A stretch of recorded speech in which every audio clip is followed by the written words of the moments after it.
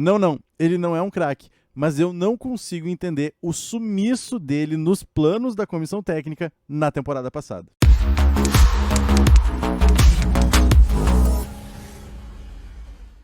E aí pessoal, tudo bem? Eu sou o Luiz Felipe Macedo, eu sou comentarista e narrador da Rádio Pachola, coloco meus vídeos de opinião todas as manhãs de segunda a sexta e sempre te convido a comentar, deixar like, se inscrever no canal e claro, se quiser me seguir no Instagram e no Twitter é LZF Macedo. Ganhamos o Grenal, olha só que alegria, né pessoal? E é muito bom a gente poder ganhar Grenal ainda mais aos 43 do segundo tempo com um gol de gremista mesmo. Só que nem tudo foi perfeito também nesse Grenal, mas vamos tentar focar em algumas coisas positivas. E nesse vídeo de hoje eu quero trazer uma reflexão sobre a mecânica de meio de campo do Grêmio.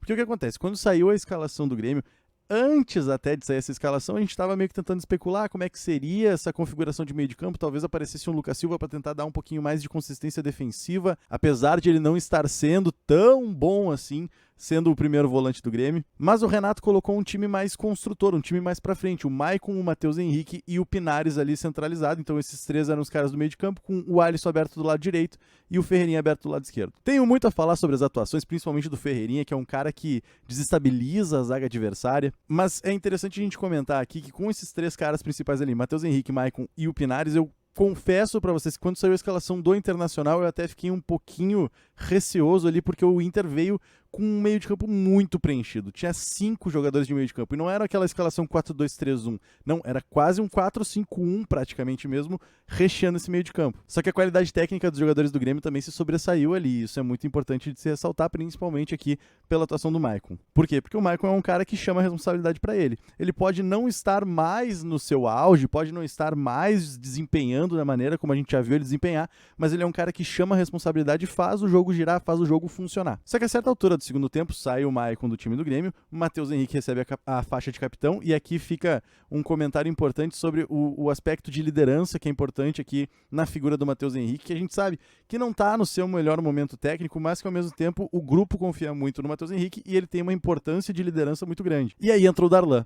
E é esse o cara que eu quero que a gente reflita um pouquinho, tá? Por quê? Porque o Darlan nas temporadas passadas, ele foi surgindo no Grêmio devagarinho e ele foi sempre jogando direitinho, assim, mas nada demais, não se destacava tanto, assim. Mas sempre mostrando uma certa qualidade. Aí na temporada 2020, ele começou, inclusive no Campeonato Gaúcho, aparecendo bastante, jogando bastante, recebendo muitas oportunidades, inclusive jogando as finais contra o Caxias. E eu me lembro bem que naquela época eu tava fazendo a narração pela Rádio Pachola ali da final do Campeonato Gaúcho, e eu achei o Darlan muito disperso, assim, ele errava muito passe besta, entregava a bola nos pés dos jogadores do Caxias. Então eu sentia o Darlan muito nervoso, o que fez eu ficar um pouquinho insatisfeito com o futebol do Darlan e até tecer algumas críticas com relação a isso. Por quê? Porque o Darlan tem qualidade, claro que ele tem qualidade. Inclusive o Grêmio tem uma fábrica de volantes que é maravilhosa na base. Só que ele estava recebendo muitas oportunidades ali e não estava conseguindo agarrar essa chance. Então ele estava errando muita besteira, entregando muito passe de bandeja, porque toda a bola ele tentava sair jogando sempre, né? E acabava entregando de bandeja para os jogadores adversários. E eu comecei a achar isso um pouquinho prejudicial.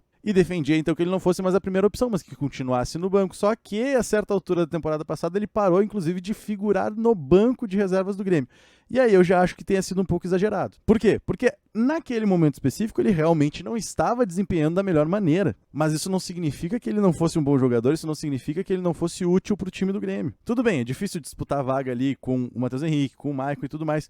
Mas o Darlan tinha que estar naquele meio, ele tinha que estar figurando no banco de reservas, tinha que estar aparecendo, tinha que estar entrando de vez em quando, sim. Mas não aconteceu e agora volta o Darlan para a pauta do Grêmio, começa jogando agora no mesmo time dos guris. E olha só o quanto ele tá chamando de responsabilidade. O time do Grêmio nas primeiras rodadas ali do Campeonato Gaúcho tinha Lucas Araújo, tinha Darlan no meio de campo, tinha até o próprio Tassiano aparecendo, mas sempre a bola girando no Darlan, o Darlan aparecendo no meio dos zagueiros, vindo buscar a bola, fazendo lançamentos.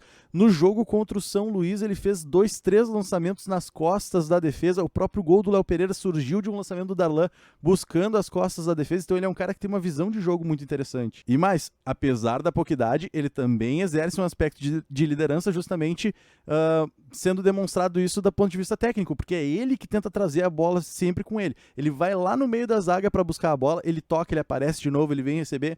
Então, Aqui eu não estou dizendo que o Darlan seja craque, mas eu estou dizendo que o Darlan é um cara que não se esconde. Ele é um cara que sempre tenta buscar o jogo. Pode não ser o maior primor técnico, mas está sempre buscando o jogo, tentando fazer o jogo girar. E, ultimamente, tem se destacado, então, justamente pelos passes, por estar tentando fazer sempre uma jogada um pouco mais aguda. E aí, voltando ao Grenal, a entrada do Darlan no time do Grêmio soltou um pouco mais o Matheus Henrique, porque quando temos Matheus Henrique e Maicon, o Maicon tenta levar um pouco mais à frente o time e o Matheus Henrique vem buscar essa bola no meio da defesa. E aí, com a entrada do Darlan, o Darlan começou a fazer esse papel de buscar a bola com os zagueiros para tentar construir e largar a bola para o Matheus Henrique. E o próprio futebol do Matheus Henrique evoluiu a partir da entrada do Darlan. Tudo bem, no Grenal o Matheus Henrique inclusive estava jogando direitinho já, mas a entrada do Darlan deu uma liberdade para o Matheus Henrique que pode ser a chave para que ele volte a desempenhar de uma maneira que a torcida se agrade. Porque eu já falei, inclusive em outras oportunidades, que eu não gosto do Matheus Henrique posicionado mais como esse primeiro homem. Claro que o Grêmio não joga com apenas um primeiro volante, tem 2 volantes ali meio que alinhados e tal, mas eu não gosto da ideia do Matheus Henrique ser o primeiro cara que busca essa bola. Eu prefiro que o Matheus Henrique seja um pouco mais móvel, um pouco mais adiantado para que ele consiga construir as jogadas. E aí a entrada do Darlan foi crucial para que o próprio Matheus Henrique voltasse para o jogo e conseguisse jogar um pouco melhor. Então, nesse sentido todo aqui, fica uma tentativa de análise de toda a mecânica do time do Grêmio, mas também um elogio muito importante para o Darlan e um pedido, que a gente consiga ver o Darlan mais vezes figurando no banco de reservas e que ele seja mais vezes acionado também. Eu não estou pedindo a titularidade do Darlan, mas eu estou pedindo que o Darlan não seja esquecido, que ele não seja deixado de fora das listas de relacionados. Eu quero muito ver o Darlan no meio dessa gurizada, no meio desses caras mais experientes, porque ele, apesar de jovem, ele tem muita atitude, ele tem muita vontade de mostrar o seu futebol e tem qualidade técnica também. Então deixa o cara jogar, deixa o Darlan jogar, vamos ver como é que ele vai desempenhar durante esse ano aí e vamos seguir torcendo pelo Grêmio.